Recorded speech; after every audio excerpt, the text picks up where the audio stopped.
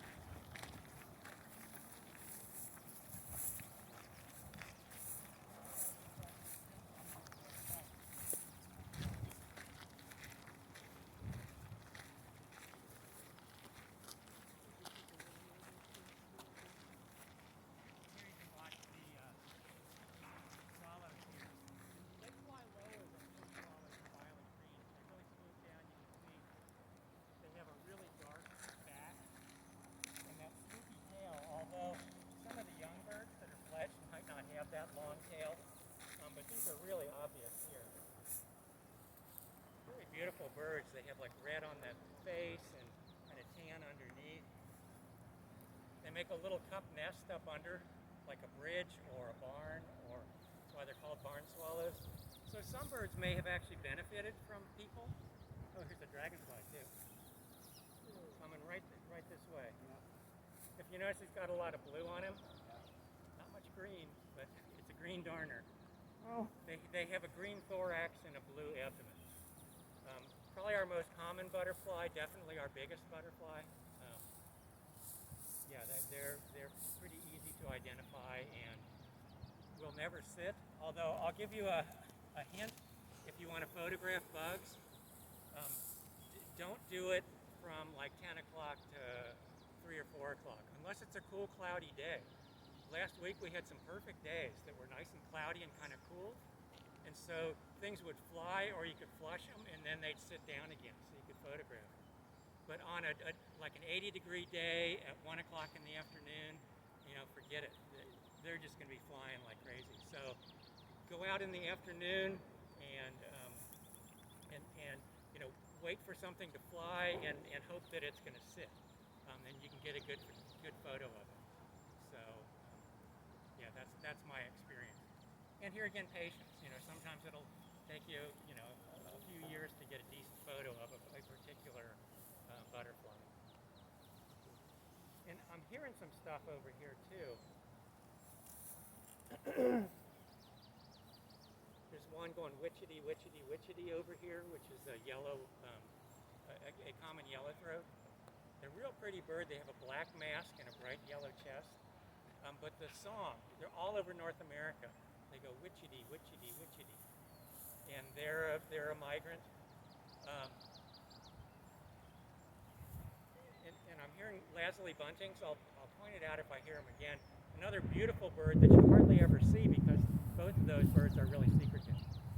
Like a sky blue with kind of a rusty chest on him.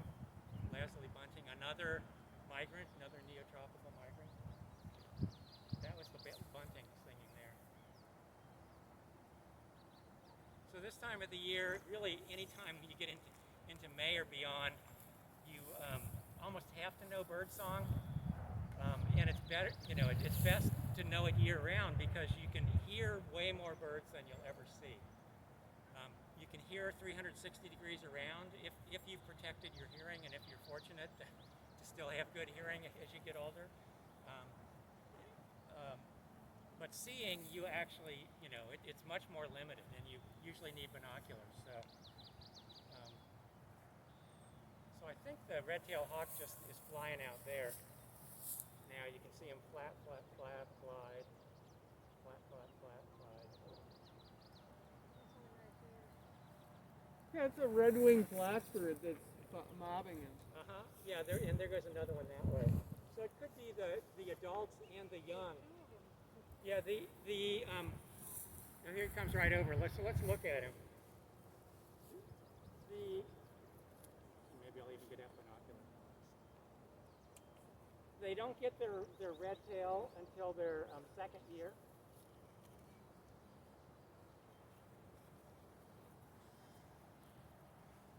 This one does have a red tail, so it's at least last year's bird, if not the year before. But the young birds will throw you off because they don't have the red tail.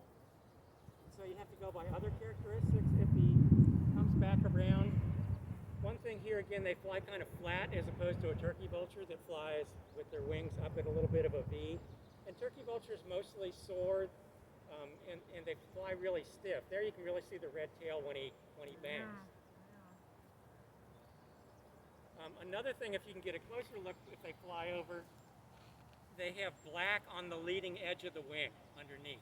That's on the young ones, on the old ones, and it's really the only buteo, the only member of that family around here that has that particular characteristic. It's called a dark patagial bar, or a dark marking on the front part of the wing. And most of the hawks that you see if you drive up I-5 in the wintertime are red-tailed. There's also a lot of bald eagles now that come down, but the ones sitting on the posts are mostly red-tails, and a lot of them are actually juveniles. It's kind of marginal habitat, but when the fields flood, it flushes the rodents up into the berms along the interstate. So that's, you know, enough habitat for them to do okay for the winter time. That oak right there looks like it's nearly dead. Is that serving as habitat for any particular? Or is that You know, woodpeckers could use it. Because I've actually seen years ago Lewis's woodpecker, which sometimes come over the Cascades here in the wintertime. They used to be more common on this side. The acorn